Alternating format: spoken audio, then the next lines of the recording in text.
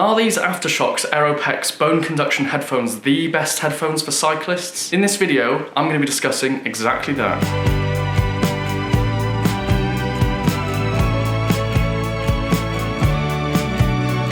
Hello and welcome to this video. My name's Jake May and I make lots of videos going on bike rides with my friends, as well as tips for beginners. Many cyclists will know the dilemma of wanting to listen to music or a podcast whilst you're out on a ride, but not necessarily feeling safe or comfortable enough to cover up your ears with earphones. In this video, I'm going to talk about my experience of using the Aeropex Aftershokz Bluetooth wireless headphones over the past 6 months. Just to clarify right at the start, I bought these headphones at full price. I'm not sponsored. These are my honest opinions. Now, these are Bluetooth bone conduction headphones, so they don't actually go in your ear, but they go next to your ear, which they claim means you can still hear your surroundings like traffic. If you're thinking of buying these headphones, this is the video for you. I'll cover the sound quality, comfort, battery life, how safe you feel whilst you're using them, how well you can still hear the rest of your surroundings, and then I'll give you my overall review of whether I think you should buy these headphones.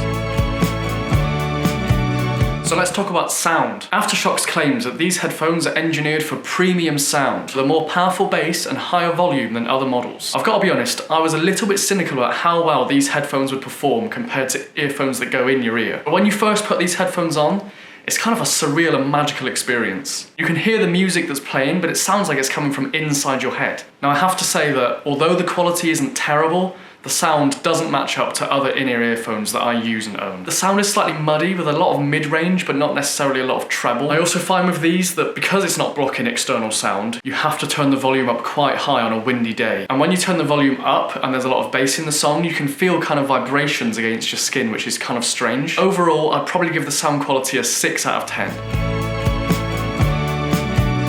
Let's talk about comfort. Like I said, with these headphones, you wear them next to rather than in your ears. The surface is smooth and comfortable against your skin. They feel secure but not tight, and they stay in place well even whilst you're exercising and moving around. They kind of loop around your ear and have a band that goes around the back of your head, keeping them in place. Even if they were to slip whilst you're exercising, the band means that they're going to remain secure. And you can also wear them around your neck once you take them off if you want. So I found that even whilst wearing these for long periods on a long bike ride, they remain comfortable. And I find that some in-ear earphones can start to cause a bit of discomfort if I'm wearing them for quite a few hours. I do find the band itself slightly annoying. It doesn't really sit snugly on my head and kind of dangles in limbo. It feels like perhaps it was designed for someone with a bigger head, or perhaps with ears that are further forward, meaning that the band would be snug on some people. It almost feels like I'm not wearing them right, but I know that I am. You can wear these comfortably with a helmet on, and also with a cap underneath your helmet, although I do find sometimes that the band can either catch a little bit against your helmet or catch against your jacket. It's not a big issue, you just kind of need to rearrange it a little bit and it's fine. Overall, for comfort, I'd say these are an 8 out of 10.